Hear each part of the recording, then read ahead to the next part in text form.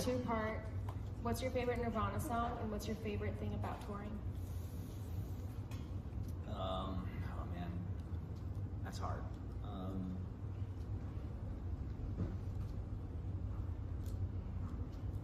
Yeah, I mean, it's gonna be something off of In Utero.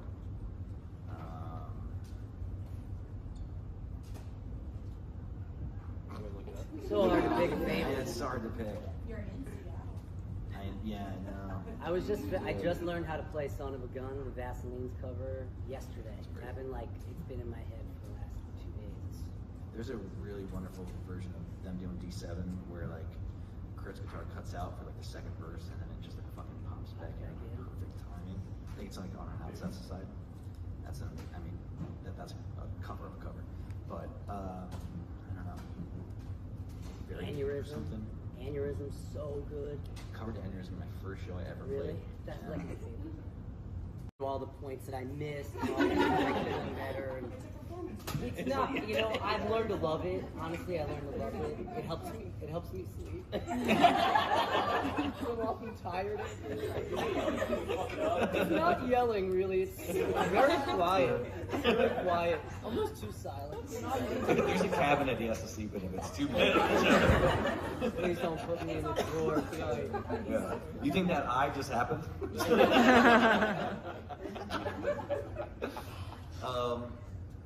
It's weird. Like, yeah, there is kind of a debrief thing. I feel like I'm annoying about that shit sometimes. Like, because I'll do as soon as we're done. Because I'm definitely as soon as we're done, be like, oh, tomorrow we have to do this, blah, blah, blah, and everybody's like, okay.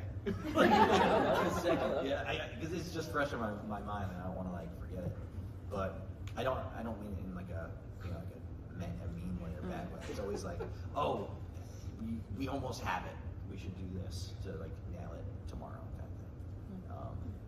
But it's a bit of a debrief. I don't know. It's not whatever. Yeah, it's what we do is constantly evolving, and constantly mutating into something else. So we always talk about, like Frank said, what we could do the next day better. And I know personally, I'll sit in my bunk like a fucking psycho and go through Instagram and look at all the videos y'all post just to be like, do I sound like shit? Did I fuck that up? Am I playing that too fast? What can I do different? It's a sickness. Everybody's very encouraging too, to each other, in all seriousness. If there was a show that was tougher for one reason or another, usually we do give each other a little bit of space afterwards. I've never felt like you were annoying with any of that stuff.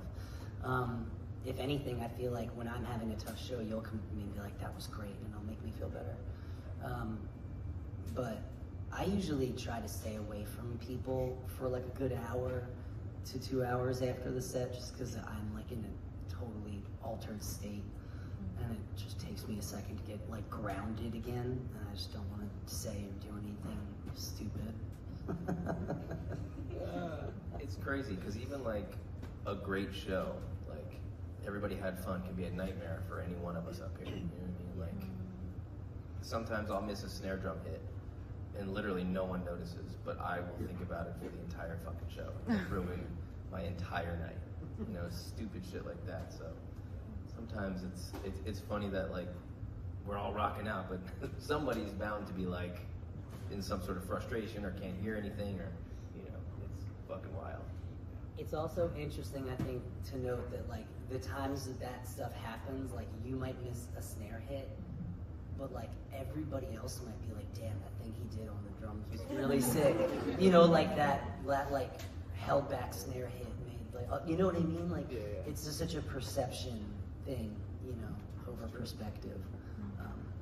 But yeah, I don't even know what we're talking about anymore. When I miss the snare drum, I usually yell fuck so loud it makes it sound anyway. I've said before, and I really feel like this is true, 70% of what we do, our job is just thinking on your feet and problem solving. That's the biggest thing. And then there's another 25% of pretending that everything's going great when everything's the world's burning down around you, and you can't you're oh my god, everything's broken, I don't know what the fuck to do. And then that's the last 5% is the talent. That's all it is, really. Remember that? I don't know what's making me think of this, but That night, I don't know where we were. We were in Europe somewhere, and Travis had to order that cake right before we went on. Remember, he had to Antwerp. He had to order a cake? Yeah, he's like, he had to order a cake for his wife, and it was like, we're like, all right, getting psyched to go on, and all he's doing is Like pacing. 11 minutes. Yeah, like pacing, worrying about ordering this cake, and we're like, what the fuck, dude? We got a show to play. He's like, the cake. We all were trying to help him too. Like we all were like, all right, we got to get this cake. So he's on stage, like shredding, just thinking about this cake. I'm sure, like not even Did he in the get moment. off and he was like, I didn't hit the button and it didn't go through. No, yeah, he was for ordering sure. it at Not- home for not his for wife. us to eat, like for someone else. Yeah. International Cake Day. Like a cake present. I don't know what made me think of that, but you remember. That was crazy. Speaking of our good boys, do you talk to Travis and Tim every day, even though they're not on tour? Like lifetime when they got back together.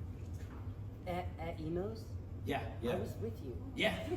I honestly was just thinking about it because that was one of those moments where I remember looking around the pit and just every person there was like, oh, I don't know, it just blew my mind. Yeah.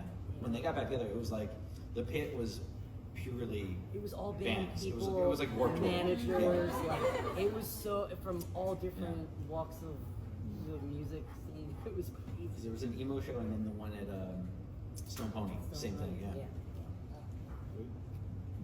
Probably when I was like 18 for like an Earth Crisis show. And then I started playing in bands and I was like, I'm not going to shows anymore. I go to enough shows to work. Yeah, I honestly couldn't remember. I think about that that South by Southwest show where Lifetime reunited, and there was just like the whole pit was just filled with people. It was like you looked there, it was like Against Me, Mike and fucking. It was just everybody in there was just people that kind of knew each other, but we're all in bands, and it was like it was really fun. And then Mark Beamer jumped. They like tried to jump like I think jumped off the stage or something. It was cute. But yeah, I can't remember. I used to love getting in the pit though. I like it, it hurts. What's everybody's pre-show routine? Oh God, Pretend to stretch. Like pretend like you know what you're doing to stretch, kind of thing. I do a vocal warm up. I pee way more than you ever should have to pee. Yeah, well, yeah. I mean, I don't drink enough water to pee that much. It's crazy. It's got to be green fluid or something. I don't fucking know where it's coming from. It might be Diet Coke. That might be it. Yeah. Next. What do you do? I usually do like some sort of speech to the band. It's true. And usually, Not a joke. Usually has something to do with like that crocodile used to have skin, and then Ellis Dunes came through and 110% chance we blew the skin off that bastard. Tonight's gonna rip, and then we hug. There is a hug that happens before every show.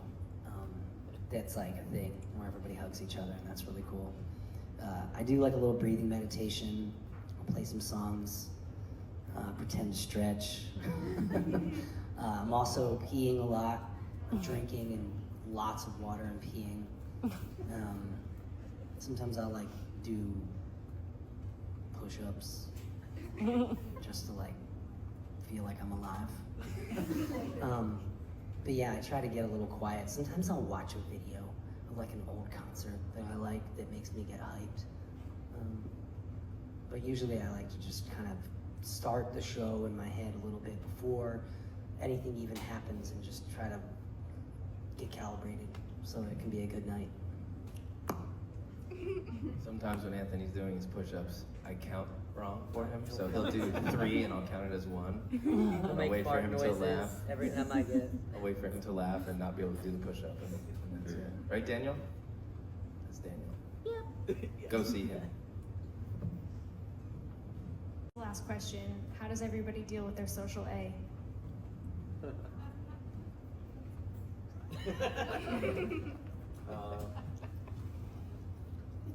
Had this fucking.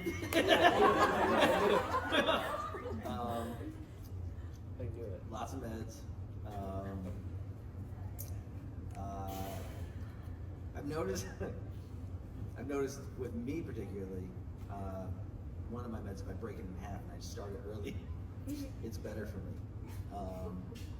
I also chew gum and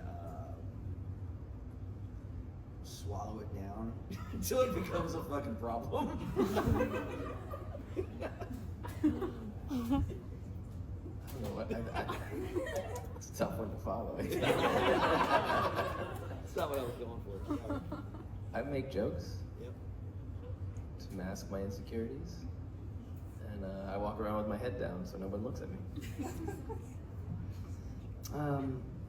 I relentlessly bite my fingernails and pick at my fingernails, and I smoke a vape way too much.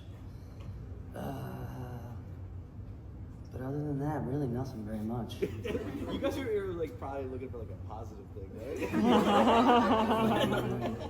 You know, yeah. Yeah, there's nothing I'm going to be able to help you with there. You know, Just thought about if any of you have any suggestions, be sure to let us know. We're open. I love puppies. Yeah. I mean, once we figure out how to just bottle that puppy thing into a pill type of thing, which you can every day. Puppy pills. Puppy pills. We also shop too much to retail therapy helps. Spend money. Yeah. Go home in the red is what we like to say. Go home in the red. Like to eat. Yeah, we do. Eating. He DoorDash is more than he eats. I think it's more an obsession of having it. Yes. No, that's precisely it. And then Haley is very good at door dashing, so we call her Kim Doordashian. People have also learned how to like know when I'm gonna be compulsively door dashing and they're like not ordering their own food. They're like, yeah, maybe we'll just chill because he's getting like Chinese food and Mexican food. Sorry. Keeps us fed. Give it up for Haley. Give it up for Haley. You go that.